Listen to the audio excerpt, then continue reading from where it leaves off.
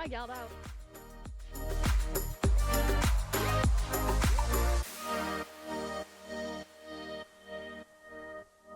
U dekt de fiets toch maar weer af? Ja, ik wou gaan fietsen, maar ik keek omhoog en ik zag donkere wolken. Ik denk, nee, dat wordt hem niet. En wat gaat u nu doen? Ik ga naar binnen toe en ga ik met mijn vrouw dobbelen of kaarten of een spelletje doen. Een beetje ouderwets weer. Doe ik de 5. Speelt hij wat eerlijk? Ja, we spelen allebei eerlijk. Maar ik ben de sterkste. Ik gooi meer ogen. Het is eigenlijk een gok. Als ik 2 zessen heb, ik denk, nou wat zal ik doen? Ligt 1, 2 bij. Ik denk, ja, zal ik hem inpakken of niet?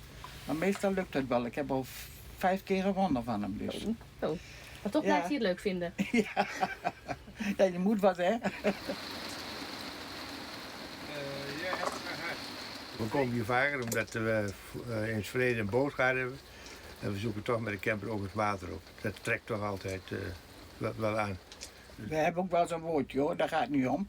Hè? Of niet? Ja, we hebben ook wel eens een woordje. En dan is de ruimte wel klein.